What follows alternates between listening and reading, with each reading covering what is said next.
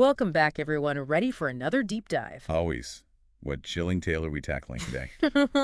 This time we're going back to 1956. Eisenhower's America, poodle skirts, and some seriously dark psychological thrillers. Oh, I like where this is going. Get ready for some bad seeds, because we're digging into the film that had everyone talking, well, whispering, back in the day. The Bad Seed. A classic, and for good reason. It really tapped into some primal fears about good and evil, particularly when it came to children. I mean, before Rhoda Penmark, did anyone really think a pigtailed 8-year-old could be truly terrifying? Right, and that's what makes this film so fascinating, especially now. So, for those who haven't seen it, and no spoilers, imagine this. It's the 1950s picture-perfect suburbia. White picket fences, freshly mowed lawns. Exactly. And right in the middle of it all is Rhoda Penmark, this adorable little girl who's winning spelling bees, charming all the adults. The quintessential child prodigy. On the surface, absolutely. But then the film starts dropping these subtle hints, these little cracks in Rhoda's perfect facade that suggest something is deeply, deeply wrong. And that's what makes it so effective. You have this idyllic surface, but underneath, there's this growing sense of unease. It's like Hitchcock with pigtails. Like, remember that scene with the penmanship medal? Oh man, that scene still creeps me out. Poor Claude. Just wins a medal and then, well, let's just say things take a dark turn. See, that's a perfect example of how the filmmakers subtly but effectively establish Rhoda's disturbing tendencies. She's not just a sore loser. She reacts with this chilling detachment to Claude's accident. It's like she's missing that basic human empathy that we expect, even from children. And it's a precursor to the truly horrific acts she commits later on. It's like watching a ticking time bomb. You know something awful is coming, but you're not quite sure when or how. Exactly. And just when you think you have Rhoda figured out, the film throws this other curveball. Christine, Rhoda's mother, stumbles upon a dark secret about her own family history. Turns out, her biological mother was a notorious serial killer. Can you imagine that revelation landing on audiences back in '56? Talk about a bombshell. Suddenly you've got this whole other layer of what does it all mean? Is evil genetic? Is there literally a bad seed passed down through generations? Right. And this is where the bad seed really taps into that timeless debate. Nature versus nurture. Which, knowing what we know now about genetics and behavior, is a terrifying, but maybe overly simplistic idea to think it's all in your DNA. Well, it definitely makes for a compelling thriller, right? But in reality, it's way more nuanced than that. I mean, don't get me wrong, genetics do play a role in mental health. But this whole born-a-killer trope, like the film portrays, yeah, that's not really how it works. So how would we understand Rhoda's behavior through a modern lens? If bad seeds aren't a real thing, what else is going on here? Well, today, we look at a whole bunch of factors, not just genetics. So not just nature then. What about the nurture part? What's the film's take on that? Well, it doesn't hit you over the head with it. But if you look closely at Rhoda's family life, there are definitely some cranks in that picture-perfect facade, too. You're right. Now that you mention it, Rhoda's home life is weird. Her dad, Kenneth, he's practically a ghost, always away on some military mission. And that's a thing, right?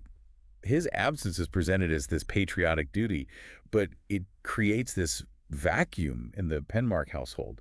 You've got Christine alone dealing with these increasingly disturbing behaviors from Rhoda and with no support system to speak of. She even says at one point, being a mother is kind of a lonely job. Exactly. And that isolation just feeds into her paranoia. She's starting to doubt her own sanity, wondering if she's misinterpreting Rhoda's actions, which, let's be honest, plays right into Rhoda's hands. Because this kid, she is masterful at manipulation. She's got everyone fooled, teachers, neighbors, even her own father. It's like Christine is the only one who sees Rhoda's true nature, which is a terrifying thought for any parent, to feel like you're the only one who recognizes the darkness in your own child. Like maybe a mother's love isn't enough to overcome something like that. And to make matters worse, Christine stumbles across this character, Reginald Tasker, who's a writer obsessed with true crime. Oh, right. Tasker's the one who plants that seed, pun intended, about Christine's biological mother being a serial killer. Exactly. And he's all about those old theories of criminal heredity, the bad seed being passed down through bloodlines. Which, again, we know it's not that simple, but back then... Back then, those ideas were considered almost scientific. And for Christine, who's already freaking out about Rhoda, Tasker's theories just confirm her worst fears.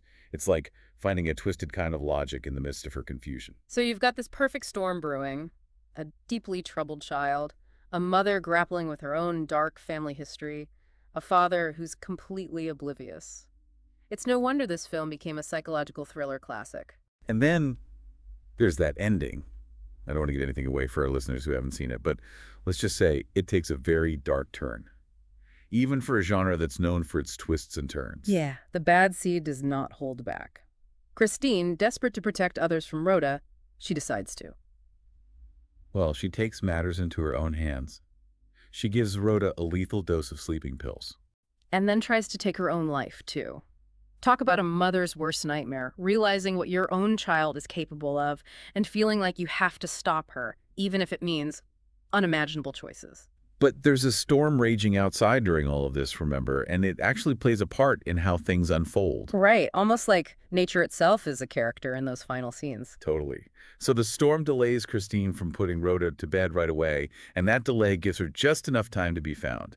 They're able to pump the pills from Rhoda's stomach. But Christine, she's not so lucky. The gun misfires. So both of them survive, but it's not exactly a happy ending, is it? Not even a little bit. It's more like this giant, unsettling question mark hanging in the air. What happens now? Is Rhoda destined to continue down this dark path? Is there any hope for redemption for someone who seems so incapable of empathy or remorse? And what about Christine?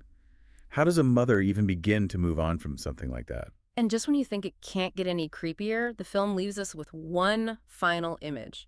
Rhoda, out in that storm, trying to retrieve the penmanship medal from the lake where Claude drowned. Chills, right. Like some things you just can't wash away no matter how hard you try. So we end the bad seed with more questions than answers. Are we all just products of our genetics, destined to repeat the sins of our ancestors? Or is there something more at play? It really makes you wonder, doesn't it? About the things we inherit, the parts of ourselves we can't escape, no matter how much we want to. It's a question that has haunted humanity for centuries. Are we really in control of our own destinies, or are we playing out roles already written in our DNA? So what's the answer? Is it all about bad blood, like they say in the film? Well, if the bad seed teaches us anything, it's that easy answers are hard to come by, especially when it comes to human behavior. Okay, fair enough. But you're not saying Rhoda's just a product of bad genes, right? Right. Like we've been saying, it's way more complicated than that. It's not just nature or our nurture. It's the twisted, tangled interplay of both.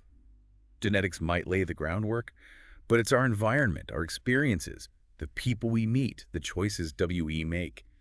All of that contributes to the people we become. So we're not just puppets on a string, blindly following the dictates of our DNA. Exactly. We have free will, the power to choose our own paths. Now, that doesn't mean those choices are always easy or that we can just erase the influence of our past. But we're not doomed to repeat the mistakes of our parents or grandparents. We have agency. That's actually kind of empowering when you think about it. It is. And I think that's something we often forget, especially when we're confronted with disturbing behavior. It's easy to fall back on those old explanations like bad blood or born evil. But the truth is, people are complex. Yeah.